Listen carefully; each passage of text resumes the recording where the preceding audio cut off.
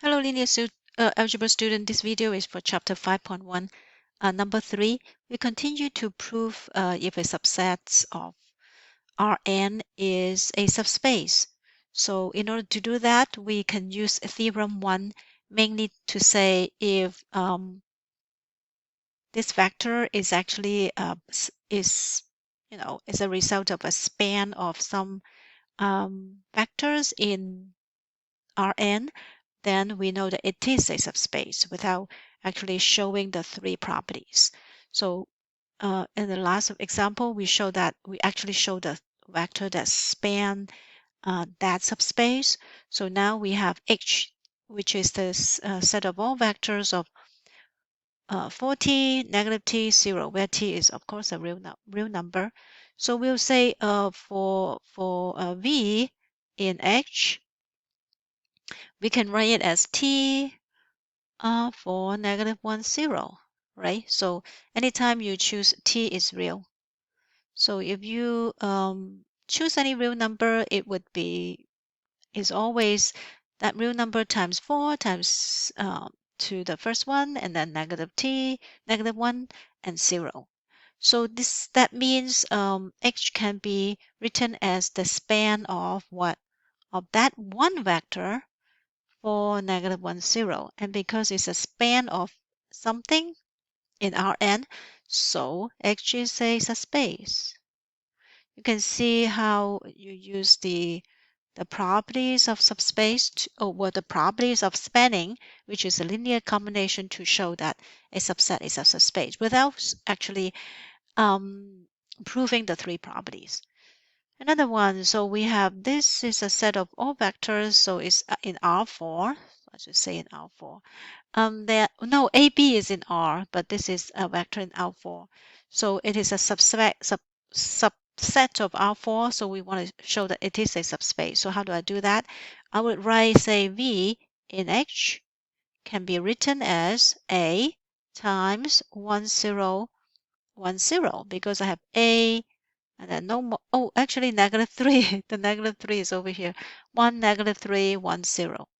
Plus B 2, 1, there's no B here, 0, 1, right? So every single vector is a combination of these two vectors. So we say X is actually the span of this vector. And you can see that 0, 0 is in a vector when you choose A equal to 0, B equal to 0. The span of two vector of 1, -3, 1, 0. The second one is 2, 1, 0, 1.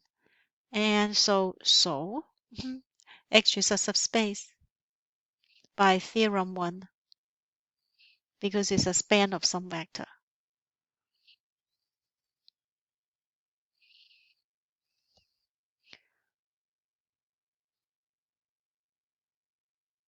Let's put it here.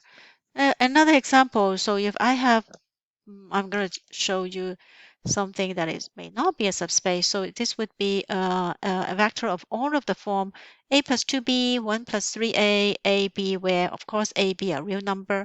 So can I write a spanning set of it? So let's write if v belong to H, then V can be written as what? Let's factor the A out. The A would be 1, 0. Oh no, that's a 3. 1, 3, 1, 0. Plus, if I factor the B out, so this will be 2, 0, 0, 1. And then I have one number that is not covered here. So it's 0, 1, 0, 0. So every vector should be a linear combination of these three, where the last one, you always have to have 1, okay? Because this is just a 1 here.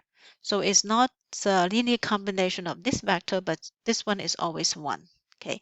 So you see, okay, the first V1 would be A plus 2B plus 0, 1. The second would be 3A plus 1, right? The third is just 1A because there's 1 here. The last is 1B. So every single vector in V is this. So 0 is not in H. So H is not a subspace. The first thing you choose you to check is subspace of R4. R4 itself is a vector space, but not this H. Last one, let's look at where the vector space is actually polynomial, or a set of all polynomial, and H is the subset, but has to be a plus t squared. That means something plus t squared. It's always 1 t squared. Is H a subspace? No. Why? Because 0 is not in P of t. 0 because in P of t, because P of t, if it is P, like P1 of t must be a plus 1 times of t squared. So no matter what you do, you always have a t squared. So 0 is not in P. Yeah, it's not in P, so not as a space. It's not a the first property of the space is like this. So that's the easiest way to prove something is, or to discount, or is yeah, as not as a space.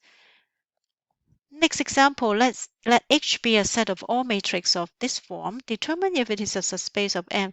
Oh, that's very easy because 0, 0, 0, 0, which is the 0 vector. And I say vector, although it's a matrix, but vector as an object is not in H. Why? Because all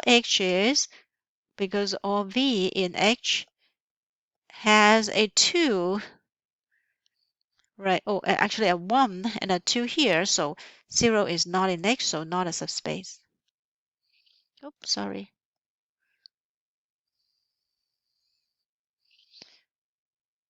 So you have to make sure that 0 is there, and you have to make sure, well, actually, if you make sure that it can be spanned by something, that is useful.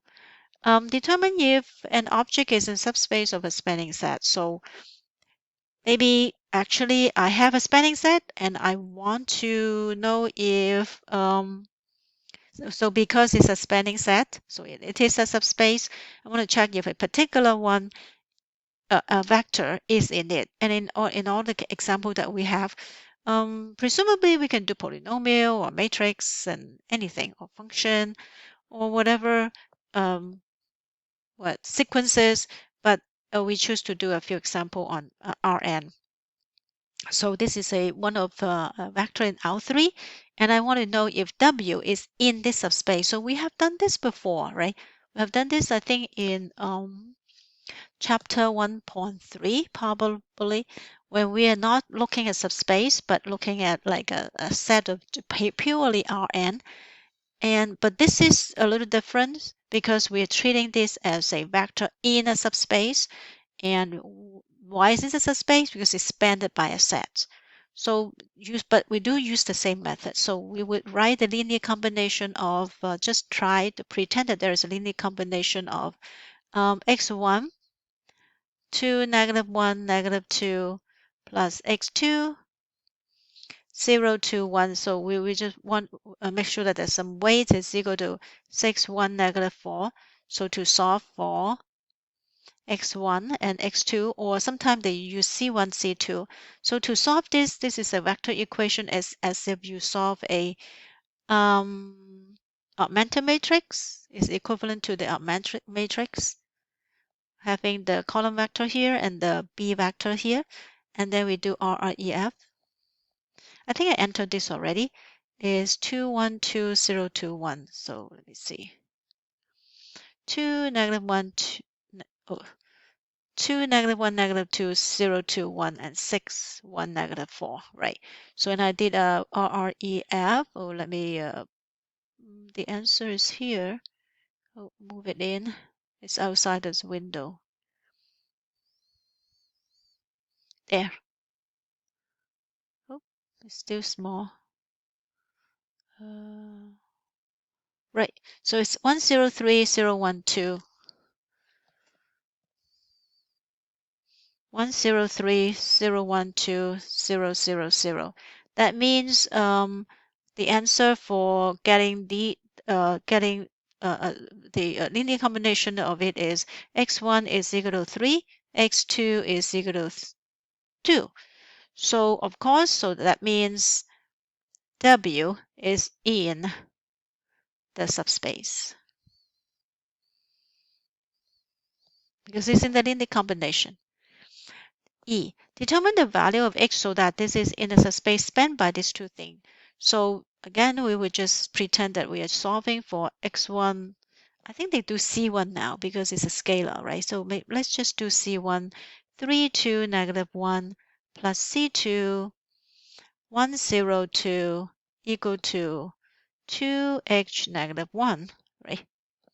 So this is equivalent to solving the matrix, augmented matrix.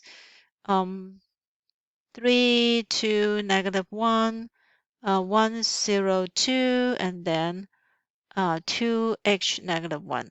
Now, I do not want to solve this because the leftmost corner has a 3. So instead, I swap this around. So change C1 and C2 around so that actually change this to 1, 0, 2. So get this be C1 and this is C2. So you have a 1 at the corner. It's just easier to do the elementary row operation because there's a variable, right? 1, 0, 2, 3, 2, -1, 2h -1. Okay, so we want to make sure that if we want to make sure that W or this one is in the subspace spanned by this, then we want to have a consistent system. So how do I make this consistent? That means I have to have two prefix row. We have all the prefix column. We have two prefix column basically. So we do not, and we have no 0, 0, 0, B, this kind of things, right? Oh, actually, it's just 0, 0, B. So let's do a elementary row operation. Get rid of the R3. So -2 R1 plus R3, put back into R3. So that is -2. -2 times everything. -6, -4, 2, -1, -1, right? -4. So it become 1, R1 don't change. 0 to h, and then R3 becomes 0, -7, -5. So then I need to get rid of the -7, so I would have to scale this. So we would want to do positive 7/2 R2 plus R3, put it back into R3.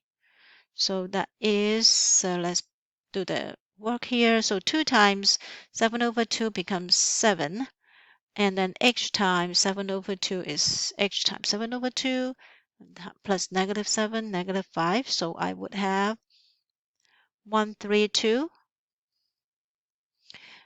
0, 2h still, and then 0, oh no, 0, 0, 7h/2 minus 5, right?